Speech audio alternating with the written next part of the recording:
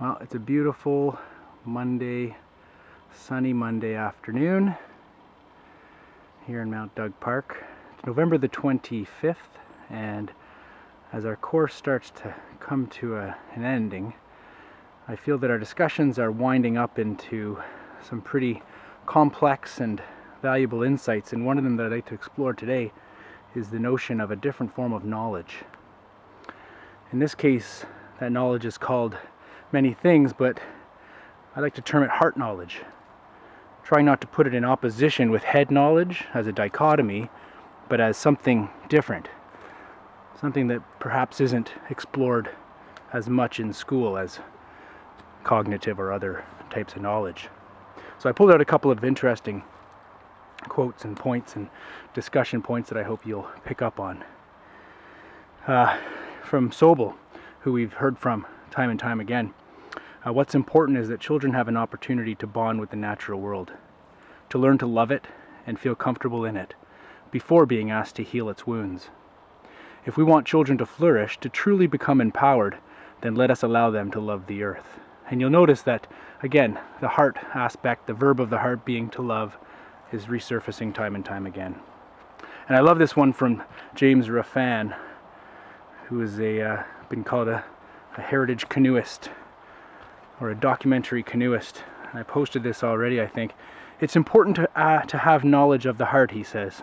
How do you get that? Well, you learn through the soles of your feet, the palms of your hands, and the seat of your pants. For all that knowledge has to pass through your heart on the way to the head. I love that. And I did post Baba Diome, Senegalese environmentalist Baba Diome's quote.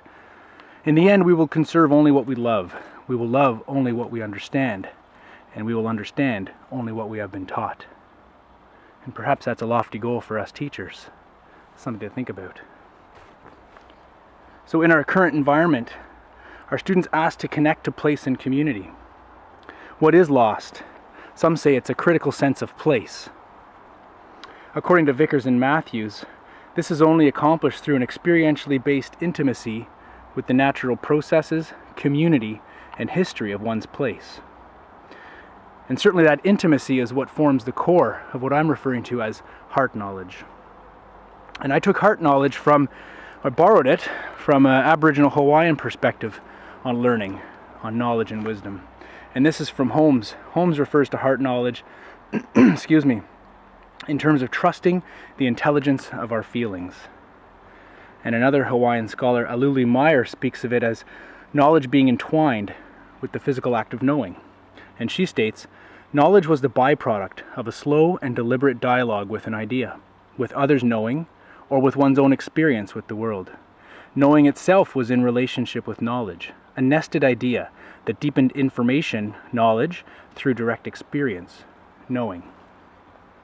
Aluli Meyer also refers to this type of knowledge as knowledge which endures, knowledge which sticks into that emotional realm. So how have we focused more on knowledge and less on wisdom? So in Hawaiian culture, Aluli Meyer reminds us that na'awa also translate as heart, emotion, and intelligence. And I love Archibald's take on heart and mind working together in terms of knowing something through listening. Listening only with our ears is not enough. We must also attend with our hearts as well. That we must listen with our 3 ears, the 2 on the sides of our head and the 1 in our heart. I find that quite pertinent.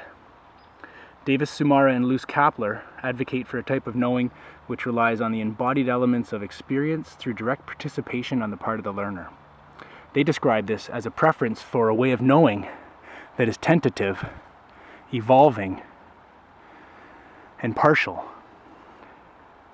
This is one that does not position the student as a sponge, a consumer, or a mimic, or someone to be colonized, but simply as a participant. So, what does this all lead us to in terms of heart knowledge? Again, trying not to pit heart knowledge against head knowledge. How can we explore that concept in a different way? Stephen Gould speaks of, if we want to win this battle to save species and the environment, we must forge an emotional bond between ourselves and nature. When we love something, we will fight to save it. And that's been said a couple of different times in a couple of different ways. And I'll end with this from Johnston from our readings. So she questions the overly quantified knowledge in environmental studies curricula. And she developed an arts and humanities based program called Good Neighbors Come in All Species. And I'll read a bit of her speaking here in terms of that. So what she does is she attempts to show teachers that they don't have to have a background in the traditional core science curricula in order to pass environmental education, quote unquote, concepts to students. So in the case of her study, the students, K-8, participated in 6 outdoor experiential sessions designed to develop a reverence for all life and kindle their innate connection with the rest of nature. It also involved each student finding a heart spot. And I thought that was pretty pertinent in terms of what we've been speaking of as well. What does it mean to find a heart spot? And I know many of you are doing that work right now in your classrooms. And perhaps it's just giving a language to it or articulating it.